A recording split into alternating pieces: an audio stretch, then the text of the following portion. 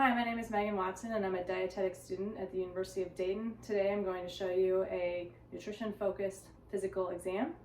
I have a patient, her name is Beth, and the first thing you need to do when you're meeting with your patient is introduce yourself. Hello, my name is Megan. Hello, Megan. My name is Beth. Nice to meet you. Thank you for coming in today. And I've already looked at her medical records at this point, and we want to do a physical exam. So today I'm going to be doing some palpating, which means touching certain areas, and I also need it's not fun. And I also need to inspect as the physical exam goes on. So the next thing I need to do is get some of my equipment that I need. I need to have a pair of gloves. And when we do the inspection, it will be from superior to inferior, so we'll be starting with the head and work our way down the body. The other two things I need are a tongue depressor. The tongue depressor is only used for the inspection of the hair and the head, so we'll use this first. And also usually a pen light, but we don't have pen lights, so this is my smallest flashlight that I could find. So we'll be using these. Beth, is it okay if I touch your hair? Yes. Can you please take out your headband? So what I'm looking for here is any lesions, any red spots in her hair. Her hair looks nice and healthy, and her scalp looks very nice. I don't see any flakiness. Dandruff would be something normal, but she doesn't have any of that either, in case she was worried about it. If there were any red bumps or anything, that would be something that is abnormal, but as of now I don't see anything that looks abnormal. Minus my brain. Kind of reminds me of when I was 7 getting my head checked for lice. Yes, we're not looking for lice today. Everything on her hair looks nice. The color of her hair is nice. It's not pale in color. The skin looks normal, and so there was nothing abnormal. You can put your Gray is okay. sorry. All right, the next thing I need to do for the physical exam is to look at palpate the areas around her eyes. So I'm going to touch around your eyes. So there's fat pads underneath your eyes and over your eyes. It looks like there's some fat there. It's not sunken in. Also, I'll feel for the temporalis muscles right here. Can you please clench your jaw? All right, so I can feel that it's taut, and so that's a good sign. There's also no, it's not sinking in on her temples. Next, do you wear any contacts? No. Can you please pull down your eyelids so I can look at your conjunctiva? I'm gonna put a little flashlight in your eye. So it looks pink, looks healthy. If it was pale, that would be abnormal.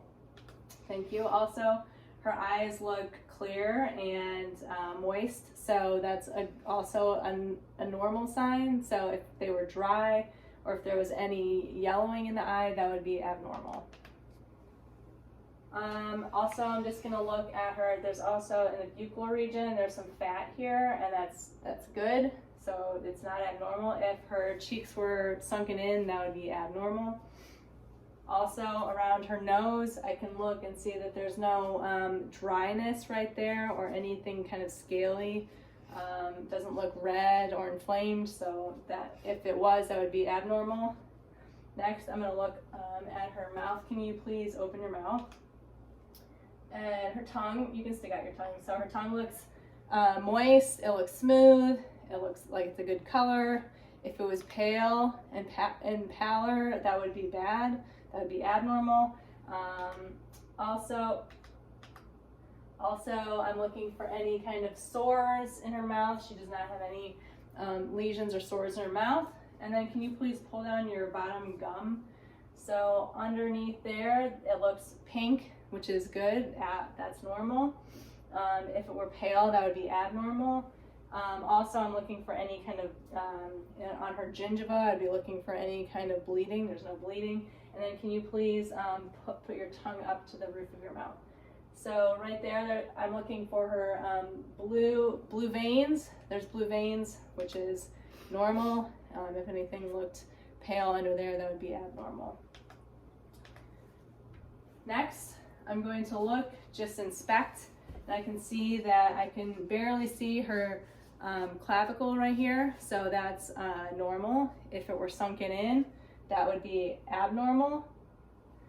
I'm going to touch your back muscles. So on her trapezius muscles, I'm feeling to make sure I can feel her muscles, and her acromion process, I can feel that just barely. So if it was really protruding right here, that would be abnormal, but I can feel that she has muscle back here at a normal level, so that's normal. Can I please have are you right-handed or left-handed? Right-handed. So may I please have your left hand?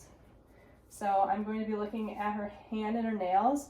Her nails should be smooth and a good color, so they look very good. Their color is good. If they were pale, that would be abnormal. If there's any spooning, that would be a sign of a deficiency. But they look very healthy, smooth. The next thing I want to look for is look at her interosseous muscle right here. So I'm going to ask her to make the OK sign. Can you push against those two? And right here I can feel that her muscle, her interosseous muscle, is taut. So that is normal. If it were not able to make a muscle or was very weak, that would be abnormal. Thank you. Next, can you make your arm at a 90-degree angle? What I'm looking for here is underneath her bicep and tricep. I'm just going to slightly pinch, and I can feel right here that there is about an inch of fat, and that would be normal. That's normal. If there was less, or if I couldn't even pinch it, that would be abnormal. That would mean there was not enough fat here.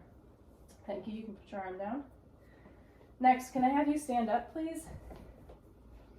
All right, so the next thing I need to do is I'm going to look at her quadricep muscles. So I'm just making sure that there's a good amount of muscle there.